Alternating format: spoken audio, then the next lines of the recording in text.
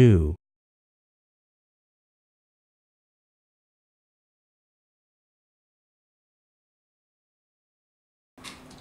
I am who survived. Over and over. It's time to face reality. I am a lesbian trapped in the body. Back with my lips, the heterosexual way.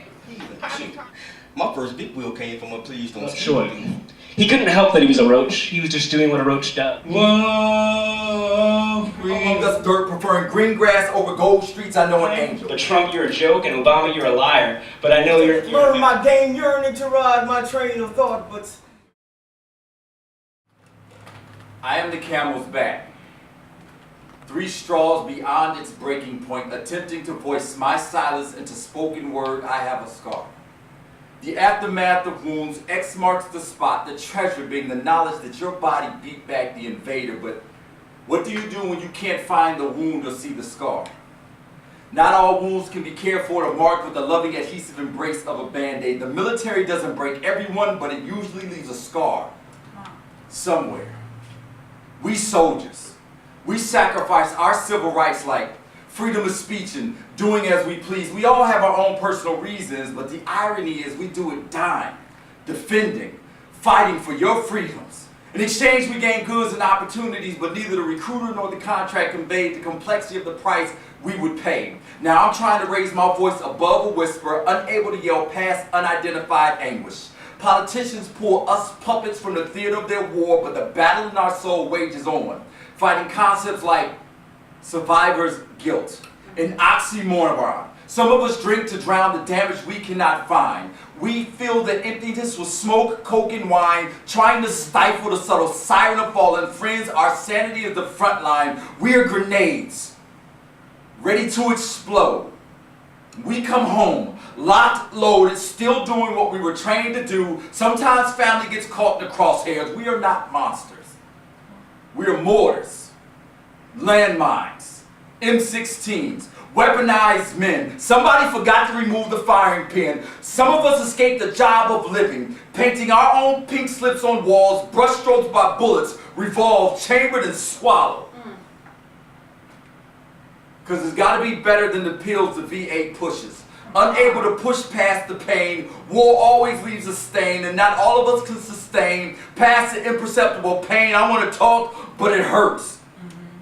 Now, I ain't no bitch. It's not that easy to man up. I want to talk, but it hurts. Physically. Like fist gripped sternum, cardiac clutch, crushed if I dare to conversate what I've seen. It's like my pain is classified and nobody has clearance. If I dare to speak, anxiety attacks like snipers and IEDs. I want to talk, but it hurts. And I know there's somebody out there willing to listen, but it hurts. I wonder what would happen if I run my car into this tree. Would it hurt? So we eat pills or shotguns, because the memories we swallowed have soured our stomachs. Celexa and Prozac protect us like seatbelts, Kevlar, and blankets, keeping us restrained, untouchable. And it feels good in here. I like not giving a damn. And it bothers me that I don't give a damn, but I don't really give a damn. Because without it, I am the camel's back.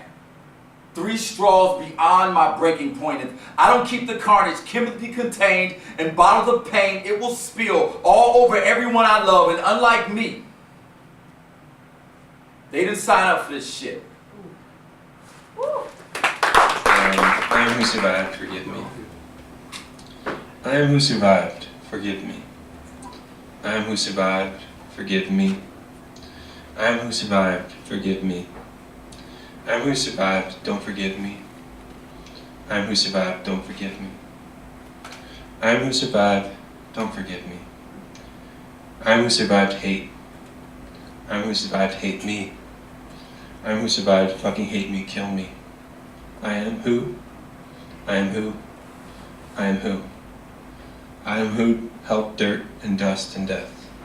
I am who drove through dirt and dust and flesh and guts. I am who? Kill me. I am who? Kill me, not them, or you, or fucking kid, on road, on death, on lust, on blood. dirt, blood, road, blood, horizon. I am guilt and guts and hate and lost. I am nothing. I am lost, tired and nothing. I am lost, guts, throw up, shit. I am lost, I am who survived, kill me. I am who survived. I,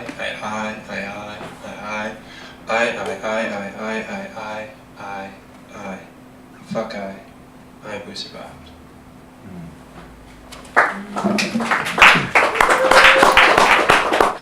Gravity has to be mad at me because the weight of the world is heavier these days, but I still promenade with my head raised. My knees only buckle when I fast and pray for the shell-shocked soldiers who've been casted away, no longer able to cope with the masquerade of being okay after eyewitnessing dying in gory ways. The nightmares of massacres are nicknamed glory days.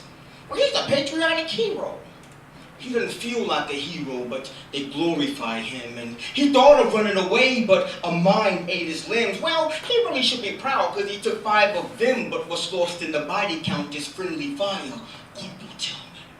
So beneath that shroud of pride, he just wants his legs back and the nightmares to stop and his sanity to be intact. And Iraq should be called limbo for all the limbs that have been blown off. God bless the dead soldiers, but what of the ones who can't walk?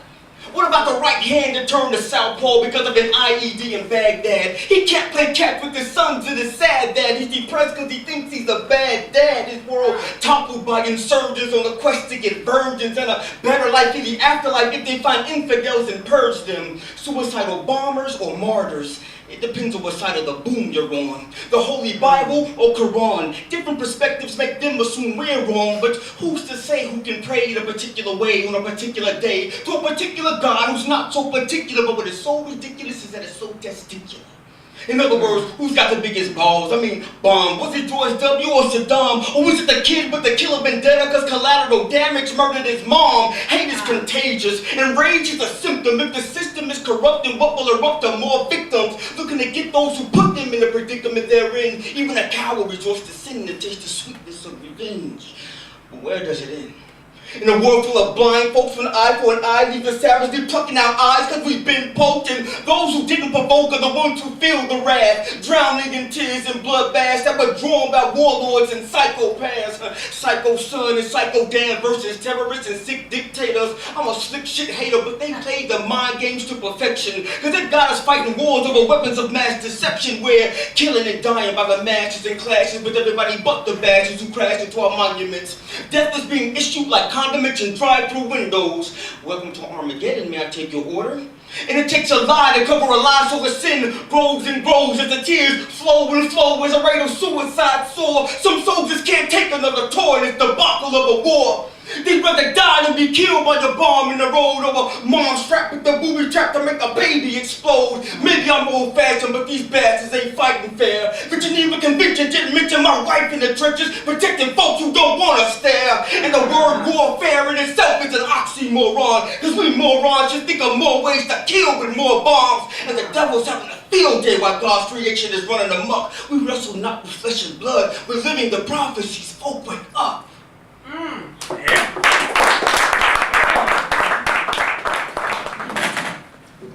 This has nothing to do about the organization, but it's called VFW. This is not about any organization, but a weird connection. I was a teenager speaking to my principal, a Vietnam vet. At the time, I was impressionable, gung-ho for the invasions of slaying of evildoer Muslim blood. He reached out to me, and we never agreed, except of our two minds that thought differently. At a young age, I embraced music, flavored in foreign worldly delights. I burned a CD of music that contained Southeast Asian 60s, 70s infused acid rock. I gave this gift to my principal. A gift soon to become nothing but a gift, but a prophecy delivered to me. He played it in his office, and it came clear instantly that he was no longer the head of the school that I enrolled in. He broke out in tears. I didn't understand it fully until I became what he once was, a veteran. I wonder some nights how foolish I was not to see what a grown man's tears can warn me of what I was about to be a part of. Now I live a life of pain, trying not to forget, but accept peacefully that I was once a part of something larger, something not to be proud of, but something large nonetheless. A part of American imperialism, a part of something I fought for and made it clear in my mind that it was right. Recently I tried to reach out to him, and I still wait for an email or a call, for all I got was an old teacher I used to have from that very school. She told me that she'd pass the message along. I told her whether or not I would ever speak to him, that to leave my forwarded message with my quoted words, "You were right." He was a veteran of foreign wars, wise in his age, sending a message louder than any bomb, to a soon-to-be good old boy in Uncle Sam's fan club.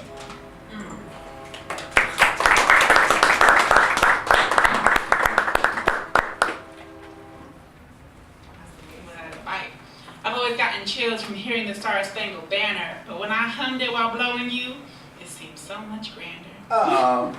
Those rockets were shooting off and I held tight like a veteran. I looked up as you collapsed onto the bed and the gay pride flag was still there. Yep, that's what I'm repping. This is the home of the brave, a gay soldier and his lover, claiming the last of the morning before PT, fully out and currently under covers. You started nodding off and I started drumming on your chest while you slipped off into slumber and mumbled, "You're the best." Understatement of the year. I should have a fucking S on my chest. Cause I'm super queer. Got laser vision for gaydar because I can cut through the disguise and cause even hetero cocks to rise. Sometimes you think I should have been in Madagascar as a giraffe, because only a true deep throat could handle your staff. I'm so icy hot, cause I've been gay. Spitting flame like a dragon, yeah, I'm that evil queen. Yeah, they claim I'm Maleficent. At least that's what the conservatives say. But I'm spreading love even to rednecks in the NRA. Come on, let me play with your gun. It's not really gay. Oops, your cock fell out. Let me put it back with my lips, the heterosexual way. Poppies call me Tinkerbell cause I make them fly when they're under my spell. I make you believe you're in Neverland because in reality, you never kiss another man. I do it right, make your wishes come true like a fairy godmother and love my magic wand too. Forget the pumpkin, I'm transforming your apple bottom for my plan. Now if that's too feminine, we can play nights and take you to Nottingham. More flexible than Cirque du Soleil, fucking so hard it's like work when we lay. Having deep conversations about Hebron and the West Bank, or that sneaky time we lost your chevrons when I blew you in the tank. I think we woke up your NCO when I took it to the root. It was like a TKO. You're so crazy. Yeah, I'm saying, let's try it next time in the motor pool, and I winked sarcastically. Sure. Little did I know you were serious, and all I could think was, fuck, why not in front of 3-core? The smell of Irish Spring wakes me up, and I see your ass in the shower draped with curtains of bubbles. You come up and say, maybe at lunch we can go for round 2. Oh, the joy of being a working couple. I'll probably be hungry by then, but I'd rather have him as my lunchable. But I'm even hungrier for the right to have my nuptials. It was hard enough to not be invited to the FRG because I'm an FAG, so the spandex bitches tease. I'm used to having to fight for what's mine, but seems we should do some amending because I do not have the right to life, liberty, and justice, but rather the right to submit, conform, and follow suit. And apparently some claim no loving God in whom such lies I can refute. They don't know my patriotism, my spirituality, my love, or my convictions. To them, I'm one more fairy tale, and true love is just fiction. Fairy tale.